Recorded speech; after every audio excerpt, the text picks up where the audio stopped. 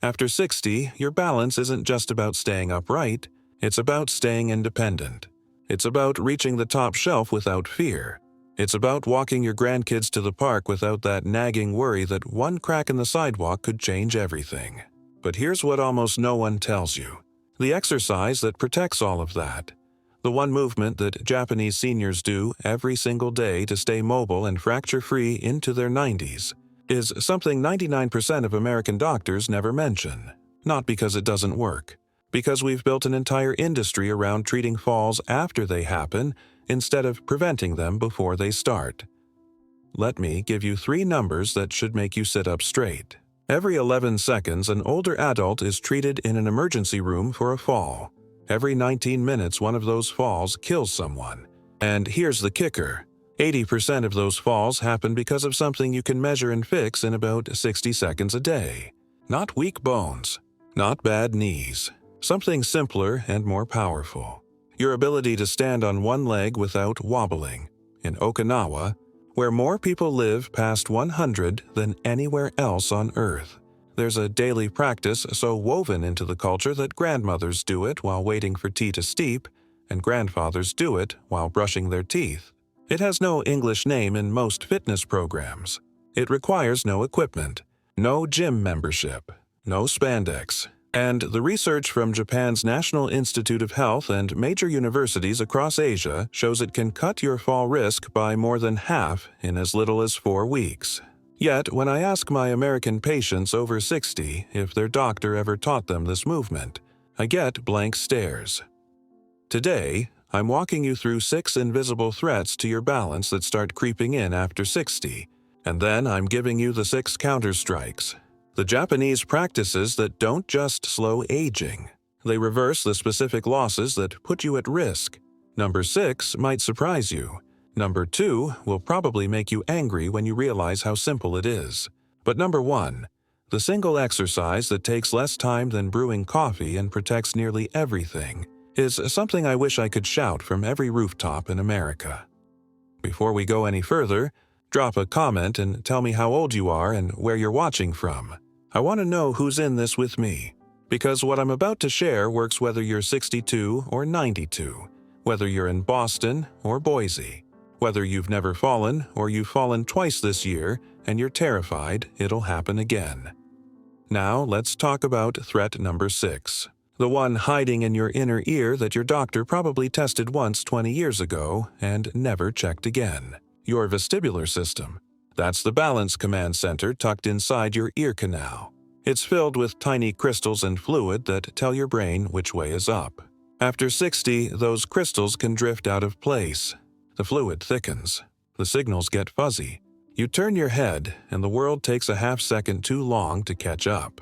You step off a curb, and your brain miscalculates the distance. It's like trying to navigate with a compass that's slightly off. Most of the time, you compensate without knowing it. Until you can't. An analysis from Johns Hopkins found that vestibular decline is present in more than a third of Americans over 60, and in some populations that number climbs past 50%. But here's the thing. Most people never get a formal diagnosis because the symptoms, dizziness when you stand up too fast, a vague unsteadiness and dim light, are written off as just getting older. They're not. They're fixable. Let me tell you about Margaret. 71, retired school teacher, loved her garden. But every time she bent down to pull weeds and stood back up, the world spun for a few seconds. She started avoiding the garden. Then she started holding on to furniture when she walked through her house. When she came to see me, she said she felt like she was living on a boat. We didn't send her for a brain scan. We didn't put her on a new pill. I taught her a vestibular reset exercise that takes 30 seconds. You sit on the edge of your bed. You turn your head to the right and lie down on your left side. Stay for 30 seconds. Sit back up. Turn your head to the left and lie down on your right side. Another 30 seconds. You do this once in the morning and once at night. It's called the Epley maneuver in Western medicine, but variations of it have been used in traditional Japanese rehabilitation for decades under names that translate to repositioning rest. Margaret did it every day for 2 weeks. The spinning stopped. She went back to her garden. 3 months later, she told me she'd weeded for 2 hours without holding on to anything. That's not a miracle. That's just giving your inner ear the reset it's been begging for. If you feel dizzy when you change positions, if you've noticed yourself reaching for walls more often, if your balance is worse in the dark, your vestibular system is talking to you. Listen to it. The protocol is simple. Epley maneuver or a variation your physical therapist can teach you. 30 seconds per side. Morning and night. 2 weeks. You'll know if it's working because the world will stop tilting. But here's the problem. Even if your inner ear is perfect, threat number 5 will still sabotage you. And it's happening right now under your socks. The nerve endings in your feet are dying off. Not because of diabetes, though that accelerates it. Just because of time. After 60, the small nerve fibers that send touch and pressure signals from your soles to your brain start to thin out. It's called peripheral neuropathy when it's severe, but long before it gets a diagnosis, it's quietly stealing your ability to feel the ground. You step on a pebble and you don't notice. You shift your weight and your brain doesn't get the memo fast enough. You're walking on snow and you can't tell if it's slick. Your feet are supposed to be your body's ground radar. When that radar goes fuzzy, every step becomes a gamble. Research from Tokyo Metropolitan Geriatric Hospital has shown that seniors with reduced foot sensitivity are nearly 3 times more likely to fall compared to those with intact sensation. The scary part is that you might not realize it's happening because the loss is gradual. You just think your shoes feel a little stiff or the floor feels a little distant. Here's a person who figured it out.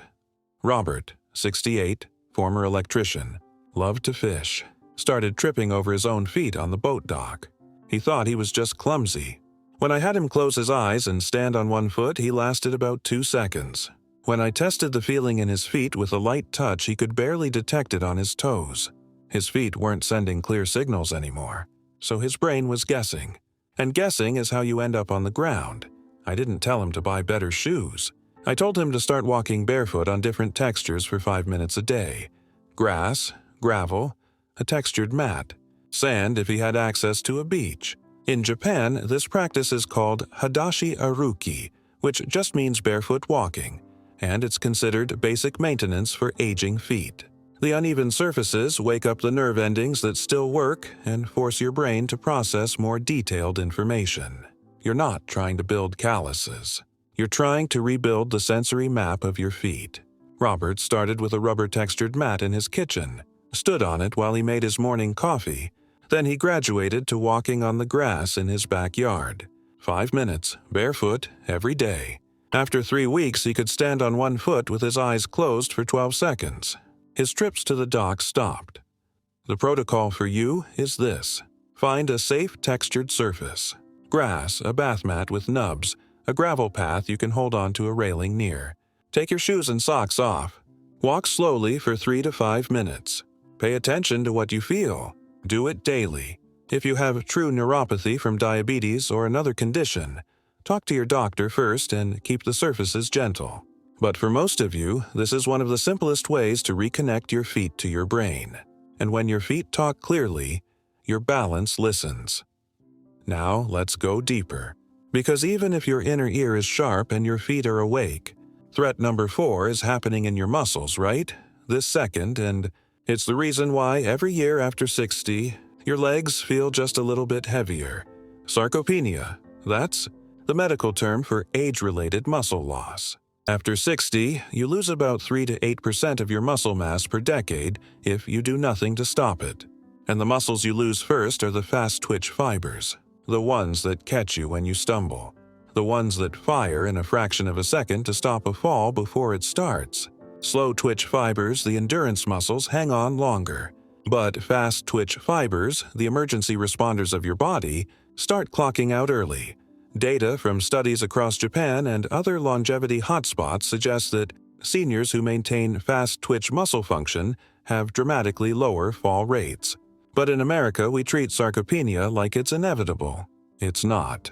It's a choice. A choice you make every time you take the elevator instead of the stairs or sit down instead of squat. Let me tell you about Linda, 74, retired nurse, lived alone. She could walk a mile no problem. Endurance wasn't her issue. But one day she missed the last step on her porch and her leg just didn't react fast enough. She fell, broke her wrist. When she came to me after the cast came off, she said she felt betrayed by her own body. I told her it wasn't betrayal. It was neglect. Not hers, society's. Nobody had taught her that slow walking and gardening, as good as they are for your heart, don't train the muscles that stop falls. You need power. You need speed. You need to practice catching yourself. I taught her a Japanese-inspired movement called a quick sit-to-stand, or tachiagari in some circles. You sit in a sturdy chair, feet flat, no hands. You stand up as fast as you can without losing control. Then you sit back down with control. That's 1 rep. You do 10 reps, rest, do it again. 3 times a week.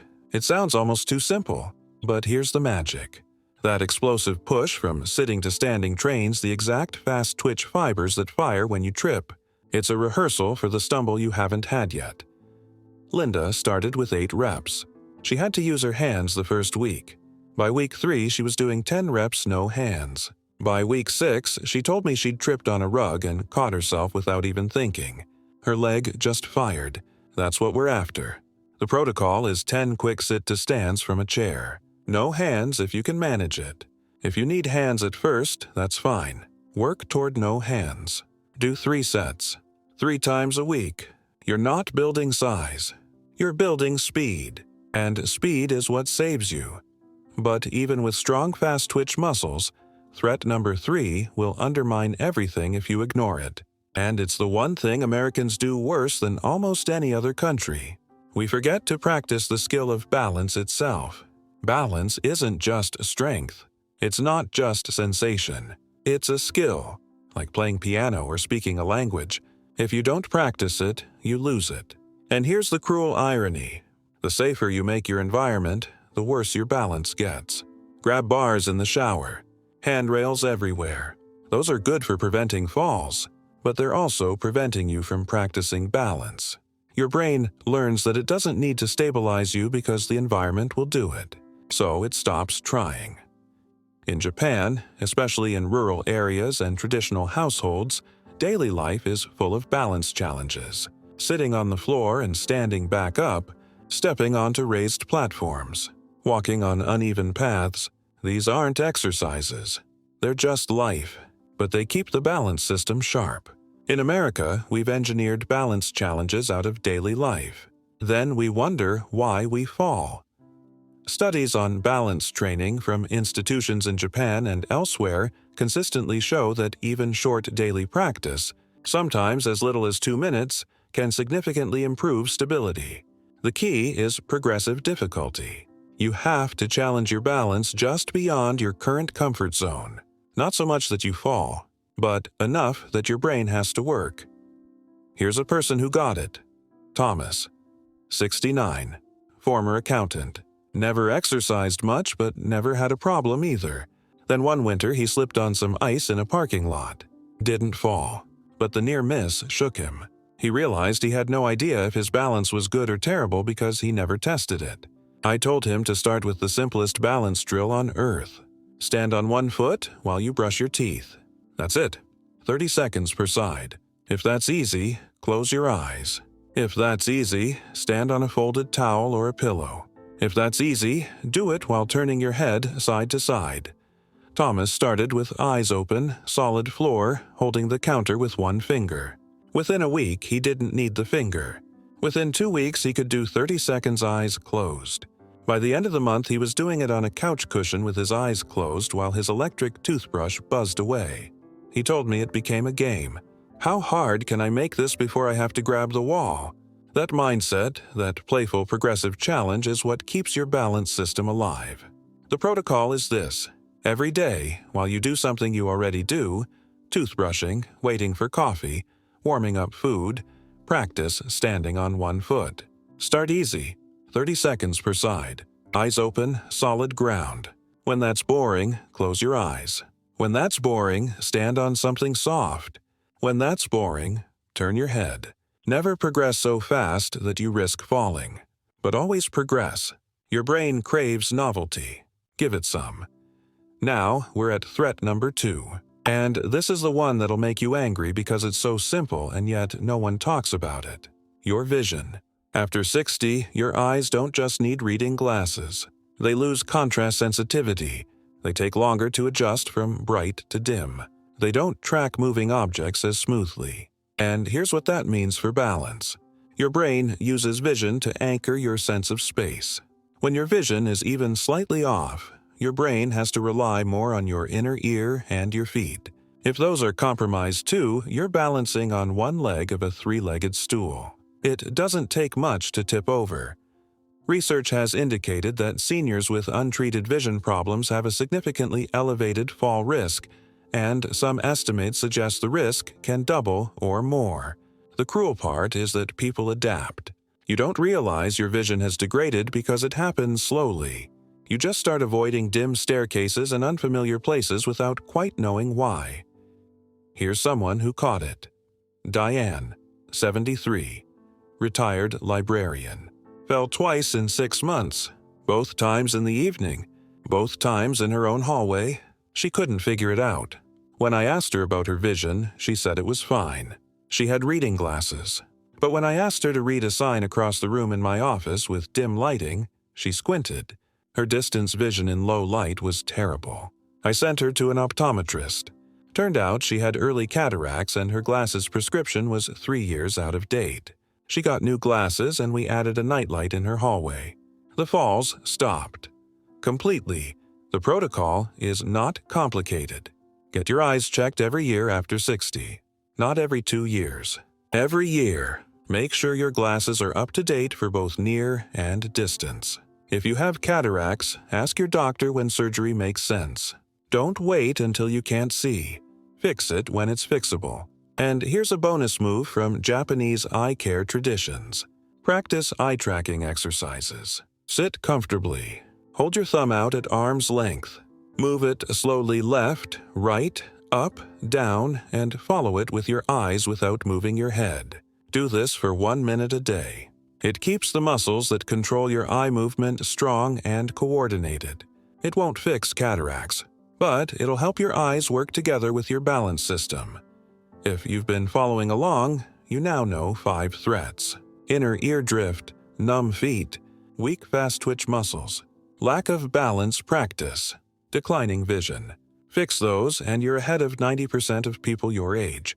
But we're not done, because threat number 1, the biggest silent killer of independence after 60, is something you can't see and most doctors don't measure until it's too late. Reaction time. The speed at which your brain processes a stumble and tells your body to catch you. After 60, your neurons slow down. Not by a lot, just a few milliseconds per year. But those milliseconds add up. By 70, your reaction time might be 20 to 30% slower than it was at 40. That doesn't sound like much until you realize that falls happen in under a second. If your brain takes 300 milliseconds to realize you're tipping and your muscles take another 300 to respond, and you used to do both in 400 total, you've just run out of time. You fall. Evidence from research institutions studying aging populations suggests that reaction time is one of the most predictive factors for fall risk, even more than muscle strength in some contexts. Yet we don't train it. We train strength. We train endurance. We train flexibility. But we almost never train speed of response. Japan does.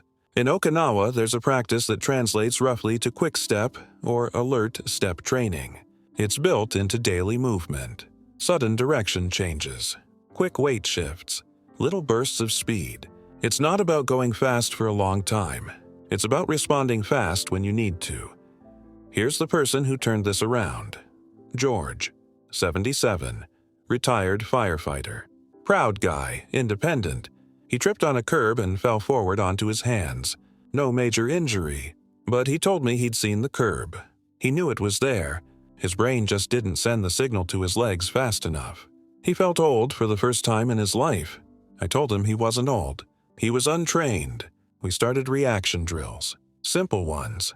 I'd stand in front of him and drop a ruler between his fingers without warning. His job was to catch it as fast as possible. Sounds silly, but it trains the exact neural pathway we're after. See stimulus, react, fast. We also did a lateral step drill. He'd stand with feet together. I'd point left or right randomly. He'd take a quick step in that direction and return to center. 10 reps, 3 sets, twice a week. At first he was slow. Within 3 weeks he was sharp. His catches got faster. His steps got crisper. 2 months later, he told me he'd tripped again on a different curb, but this time his leg shot out and he caught himself mid-stumble. He laughed about it. That laugh told me everything. He'd gotten his confidence back, not because he was stronger, because he was faster. The protocol for reaction training is this: find a partner or use a tool. The ruler drop test is great. Have someone drop a ruler or a pen between your thumb and fingers. Catch it as fast as you can. Measure where you catch it. Try to improve. Do 10 reps a day. If you don't have a partner, do the lateral step drill solo. Stand with feet together. Every 5 seconds, step quickly to the left, return to center. Step quickly to the right, return to center. Do this for 1 minute. Rest. Repeat 3 times. Endurance. You're building snap. That snap is what keeps you upright when the world tries to knock you down. So, let's take a breath here. 6 threats: vestibular drift, numb feet, sarcopenia, lack of balance skill, declining vision, slow reaction time, and I've given you 6 fixes. The Epley maneuver for your inner ear, barefoot walking for your feet, quick sit-to-stands for your fast-twitch muscles, one-leg toothbrushing for balance skill, yearly eye exams and tracking exercises for vision, reaction drills for speed. Every single one of these takes less than 5 minutes a day. Most take less than 2. You don't need a gym. You don't need a trainer. You don't need special equipment. You need intention. But here's the kicker. There's one movement that touches almost all of these systems at once. One exercise that the Japanese have been doing for centuries, that takes 60 seconds, that requires nothing but floor space, and that researchers have found to be one of the most reliable predictors of longevity and independence you can measure. It's so simple that when I tell people about it, they almost always say the same thing. That's it? That's the secret? Yes, that's it. And no, it's not a secret. It's just ignored. I'm talking about the sitting rising test.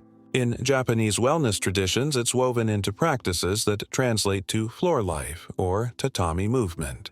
You sit down on the floor from standing. Then you stand back up. No hands if possible. That's the test. And here's why it matters. To sit down smoothly, you need hip mobility, knee stability, ankle flexibility, core strength, and balance. To stand back up, you need all of that, plus explosive leg power and coordination. If you can do both without using your hands, without wobbling, without holding on to anything, your body is telling you that almost every system we've talked about is still working. Your vestibular system is guiding you. Your feet are sensing the floor. Your fast-twitch muscles are firing. Your balance skill is sharp. Your reaction time is decent. It's a full-body report card in 60 seconds.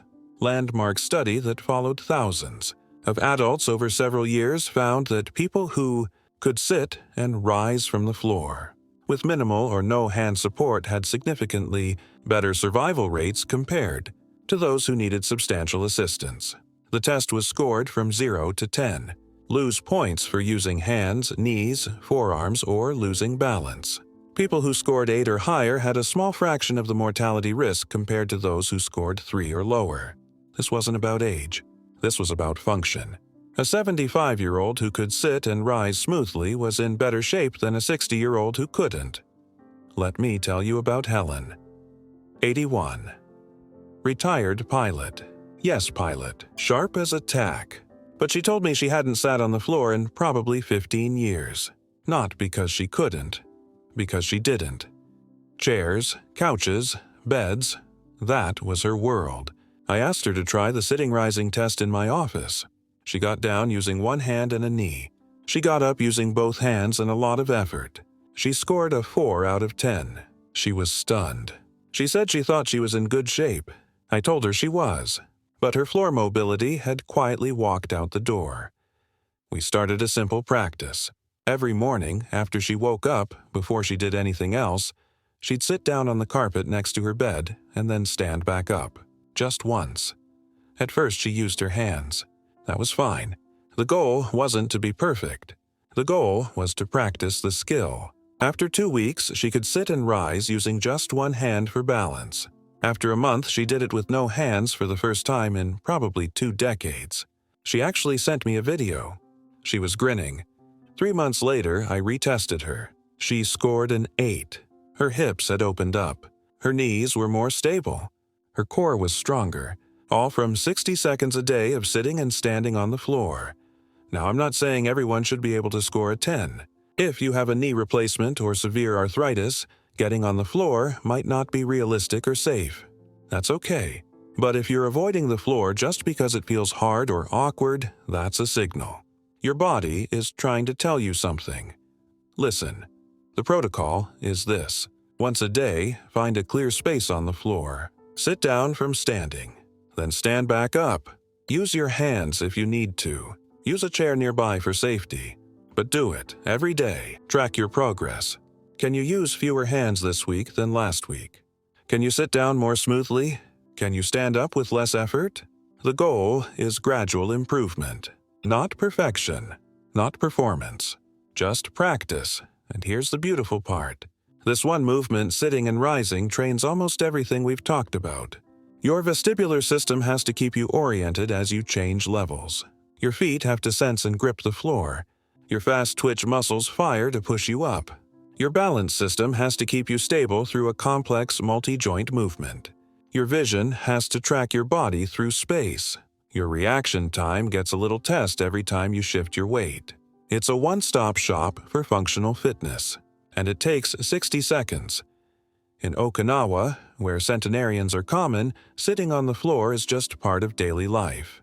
Meals, tea, conversation. It's not exercise, it's culture. But the effect is exercise. The body doesn't know the difference between a workout and a lifestyle. It just knows demand. And when you demand that your body get up and down from the floor every day, it adapts. It stays capable. In America, we've built a world where you never have to sit on the floor. And we're paying for it with our independence. So here's my challenge to you. Tonight, before you go to bed, clear a space on your floor. Sit down, stand up, see how it feels. Don't judge yourself. Just notice.